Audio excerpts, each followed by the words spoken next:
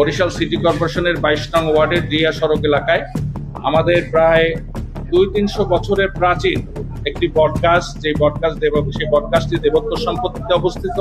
সেখানে আমাদের অনেক জমি, সেই জমিতে অবস্থিত এবং সেখানে আমাদের প্রতি বছর এই বৈশাখ মাসের প্রথম শুক্র শনিবারে সেখানে শীতলা এবং মা কালীর পুজো হয়। ভক্তবৃন্দ, শত শত ভক্তবৃন্দ সেই পূজা অংশগ্রহণ করে। আজকে সকাল 11টার সময় হঠাৎ এক দুর্বৃত্ত সেখানে গিয়ে আমাদের সেই বটগাছটিকে কেটে প্রায় অর্ধেকের বেশি কেটে ফেলেছে এবং আমাদের সেই প্রতিমাকে নিয়ে পাশের একটি ডোবার মধ্যে ফেলে দিয়েছে। এবং বরিশালের কোতোয়ালি থানার পুলিশ প্রশাসন অত্যন্ত সুচারু চৌখুশভাবে ভূমিকা রেখে আমাদের সেই প্রতিমা উদ্ধার করেছে, প্রতিমা প্রতিস্থাপিত করেছে। যদিও প্রতিমা পানিতে ফেলানোর কারণে ভেঙে গেছে, গলিত হয়ে গেছে। আমরা এই ঘটনার সুষ্ঠু বিচার চাই এবং তদন্ত সাপেক্ষে দাবি করছি। স্থানীয় লোকজনই প্রথম দেখতে পেয়েছে এবং দেখতে পেয়ে তারা প্রশাসনকে জানাইছে।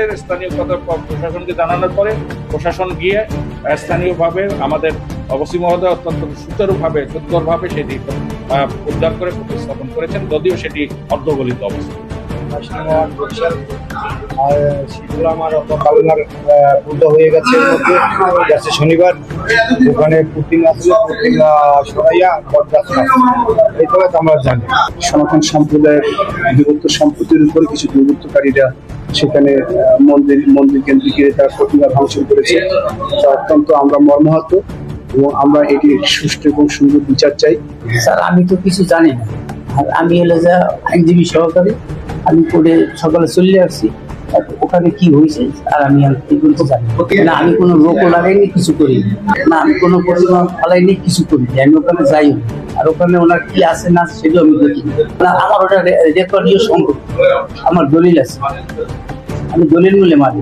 এখন আমাকে ইতে নিয়ে আসছে যে বলছে যে আপনার নামে একটা অভিযোগ দিচ্ছে।